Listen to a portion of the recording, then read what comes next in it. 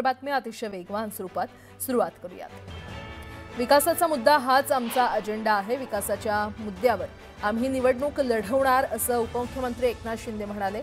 प्रचार सभेत लाडक्या बहिणींचा उत्साह पाहायला मिळाला असं देखील शिंदे यांनी म्हटलं। माजी खासदार इम्तियाज जलील यांनी वाशिमच्या प्रचार सभेत उद्धव ठाकरेंवर जोरदार टीका केली। बाबरी मस्जिद पाडणाऱ्या शिवसैनिकांची पाठराखण करणाऱ्या उद्धव ठाकरे यांना विसरू नका असं म्हणत जलील यांनी ठाकरेंवर निशाणा साधला। नांदेड महानगरपालिकेच्या मतदार यादीतील गंभीर प्रकार शिंदे सेनेच्या पदाधिकाऱ्यांनी समोर आणलाय। नांदेड महापालिकेच्या मतदार यादीत पश्चिम बंगालमध्ये 700 ते 800 मतदार असल्याचा आक्षेप शिवसेनेचे शहर प्रमुख तुलजेश यादव यांनी नोंदवलाय। छत्रपती संभाजीनगरच्या शिवसेनेत मोठं नाराजी नाट्य पाहायला मिळत असून जिल्हाप्रमुख राजेंद्र जंजाळ यांनी थेट मंत्री संजय शिरसाट यांच्यावर गंभीर आरोप केलेत। पक्षात मोजक्या लोकांना जवळ करत शिरसाट कार्यकर्त्यांना आणि मला डावलत असल्याचं जंजाळ म्हटले। पवनी नगर परिषद निवडणुकीमध्ये डॉक्टर विजया नंदुरकर यांना भाजपनं तिकीट देणार असल्याचं सांगत दुसऱ्याला तिकीट दिलं आणि यामुळे विजया नंदुरकर यांनी कमळाची साथ सोडत हातावर घडी बांधली आहे। पवनी शहरात महायुतीच्या तिन्ही पक्षातच तिरंगी लढत पाहायला मिळते। सोलापूर जिल्ह्यातील 11 नगर परिषद आणि 1 नगरपंचायत निवडणुकीसाठी 4.5 लाख मतदार मतदान करणार आहेत। बार्शीमध्ये सर्वाधिक 1 लाख तर दुधनी नगर परिषदेमध्ये सर्वात कमी 10,000 मतदारांची नोंद करण्यात आली आहे। जामखेड नगर परिषद निवडणुकीच्या पार्श्वभूमीवर झालेल्या एका वादग्रस्त विधानानं राजकीय वातावरण तापलंय। राष्ट्रवादी काँग्रेस पार्टी शरद पवार गटाचे पदाधिकारी सूर्यकांत हौसराव मोरे यांनी प्रचार सभेमध्ये विधान परिषद सदस्यांच्या संदर्भात केलेल्या अवमानकारक वक्तव्यामुळे त्यांना हक्कभंगाची नोटीस बजावण्यात आली आहे। 2 डिसेंबरपर्यंत लेखी खुलासा करण्याचे आदेश देण्यात आले। भाजपचे नगराध्यक्ष पदाचे उमेदवार समीर नलावडे आणि 17 नगरसेवकांनी खासदार नारायण राणे यांची ओम गणेश निवासस्थानी भेट घेतली। भाजप नेते नारायण राणे यांनी उमेदवारांना मार्गदर्शन केलं। नांदेड जिल्ह्यातील भोकरमध्ये आयोजित सभेत संजय शिरसाट यांनी जोरदार फटकेबाजी केली। शंकरराव म्हणाले होते, नांदेडचं लंडन करू, मला नेहमी वाटायचं जाऊन नांदेड शहर पाहू, नंतर अनेक वेळा नांदेडला आलो पण लंडन दिसलं नाही असा टोला शिरसाट यांनी लगावला। भंडाऱ्याचे आमदार नरेंद्र भोंडेकर यांनी स्थानिक भाजप नेत्यांच्या तक्रारी एकनाथ शिंदेंपुढे मांडल्या। मुख्यमंत्री देवेंद्र फडणवीस यांच्याकडे तक्रार करण्याची विनंती देखील केली। सिंधुदुर्गमध्ये भाजपच्या सभेत शिल्पा खोत यांनी आमदार निलेश राणेंवर हल्लाबोल केलाय। एक स्त्री पुढे आली की तिच्यावर होणारा आरोपांचा मारा मनाला वेदना देणारा आहे। मला पूर्वी निलेश राणे यांनी शिवसेनेतून नगराध्यक्षपदाची निवडणूक लढवण्याची ऑफर दिली होती, मग मी त्यावेळी योग्य होती आणि आता अयोग्य कशी, असा सवाल शिल्पा खोत यांनी विचारला। शिल्पा खोत आणि माझी यापुढची लढाई कोर्टात असेल असा पुनरुच्चार निलेश राणेंनी केला। मी शिल्पा खोत यांना फोन केला होता, त्यावेळी मला त्यांच्याकडे ओबीसीची खोटी सर्टिफिकेट आहेत हे माहीत नव्हतं। मी महिला आहे, माझ्यावर अन्याय होतोय असा भावनिक मुद्दा पुढे केला जातोय, असा पलटवार निलेश राणेंनी केला। धाराशिवमध्ये महायुती झाली नसली तरी भाजपला काहीच फरक पडत नाही असं आमदार राणा पाटील म्हटलेत। लोकांचा भाजपवर विश्वास आहे। स्थानिक स्वराज्य संस्था निवडणुकीत भाजप घवघवीत यश मिळवणार असं राणा पाटील म्हटले।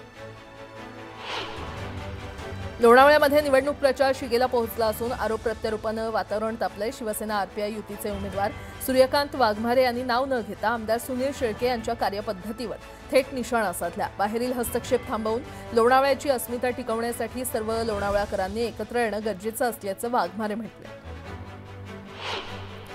धाराशिव जिल्ह्यातील उमरगा शहरात काँग्रेस आणि शिवसेनेच्या युतीचा नवा अध्याय सुरू झालाय। माजी खासदार रवींद्र गायकवाड यांचे सुपुत्र शिवसेनेकडून नगराध्यक्षपदासाठी रिंगणात उतरलेत।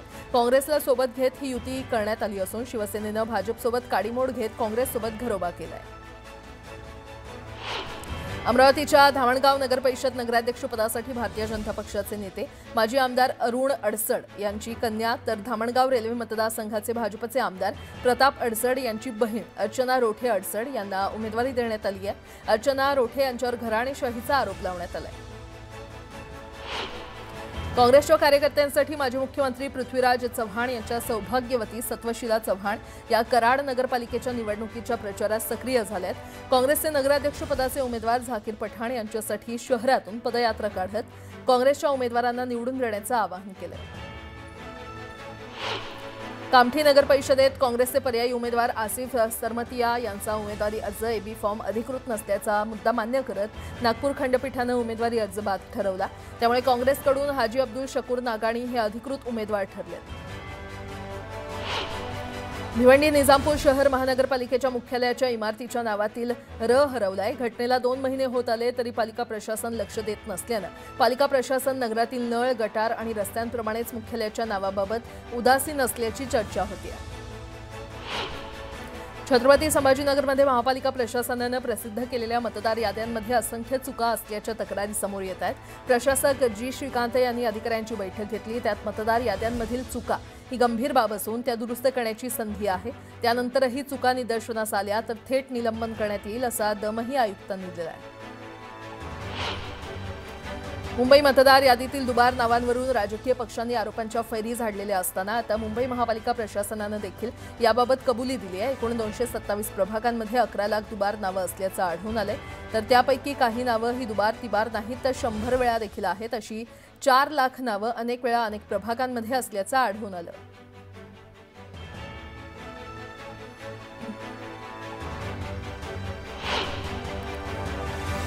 उपमुख्यमंत्री एकनाथ शिंदे यांनी चंद्रपूरसह विदर्भात नगरपरिषद निवडणूक प्रचार सभांचा धडाका लावला।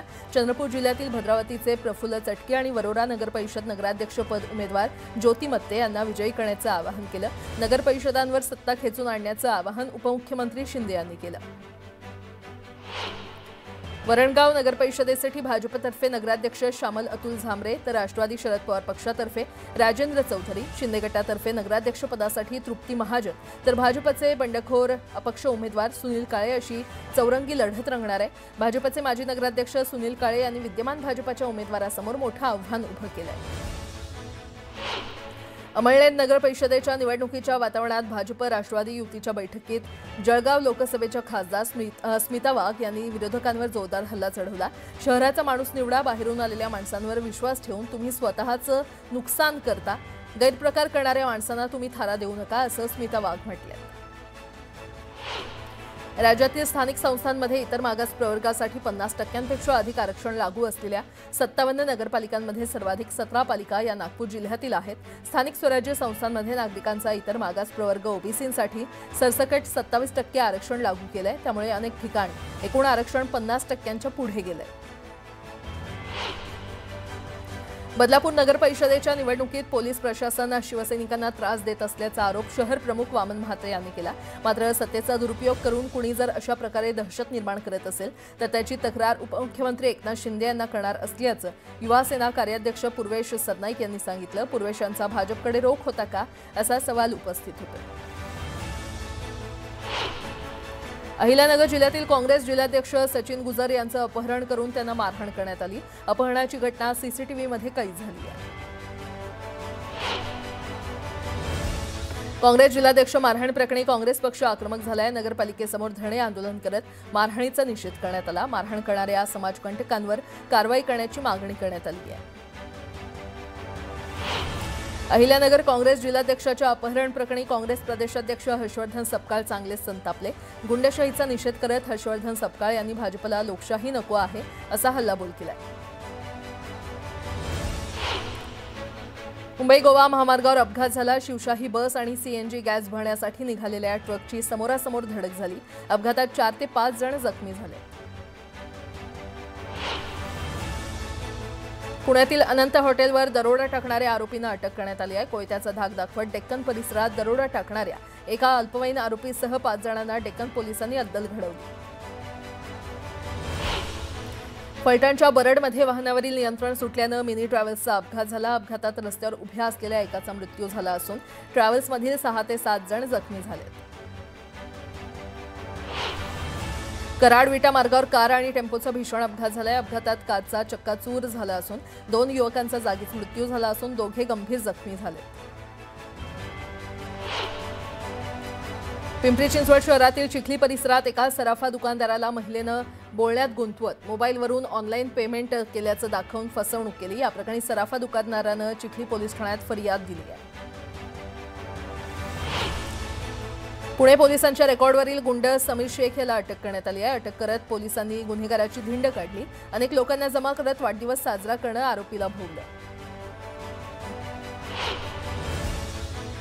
जळगावच्या 40 गावात टवाळखोरांची पोलिसांनी धिंड काढली। कान पकडून जळगाव जिल्हा कायद्याचा बालेकिल्ला असं म्हणायला लावत कायदेशीर कारवाई करण्यात आली।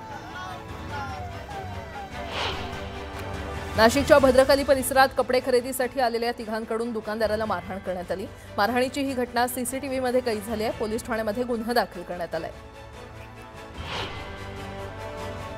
नागपूर काँग्रेसचे माजी नगरसेवक हरीश ग्वालबंशीला अटक करण्यात आली आहे। नागपूर जिल्ह्यातील कळमेश्वर नगर परिषदेच्या निवडणूक प्रचाराच्या वादावरून झालेल्या मारहाण प्रकरणात ही कारवाई करण्यात आली आहे।